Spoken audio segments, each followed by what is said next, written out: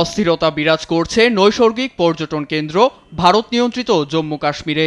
মঙ্গলবার সকালে আচমকাই অঞ্চলটির পেহেলগামে একদল পর্যটকের উপর 50 রাউন্ড গুলি ছোড়ে বন্দুকধারীরা। এতে প্রাণহানি সহ বেশ কয়েকজন পর্যটক গুরুতর আহত হয়েছে বলে জানা গেছে। উদ্ধার শেষে তাদের নিকটস্থ হাসপাতালে পাঠানো হয়েছে।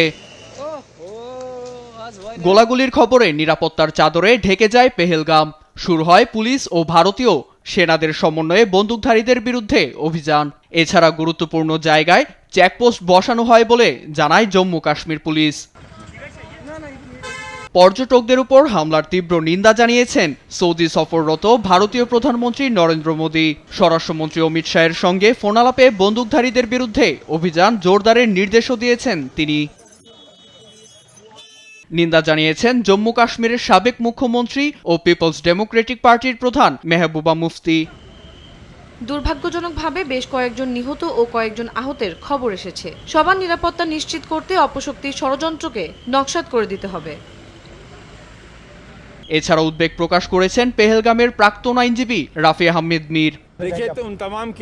পর্যটকদের আতঙ্কিত হওয়ার কিছুই নেই, প্রশাসন আমাদের সঙ্গে রয়েছে, তদন্ত শেষে দ্রুতই ব্যবস্থা নেওয়া হবে। এর মধ্যেই হামলার দায় স্বীকার করেছে কাশ্মীর প্রতিরোধ যোদ্ধা নামে একটি সশস্ত্র গোষ্ঠী। অবৈধভাবে 85,000 সাধারণ উপত্যকা দখল করে বাস করছে বলে অভিযোগ করা হয়েছে তাদের পক্ষ থেকে। নীরব দাস, নিউজ ডেস্ক, দেশ টিভি।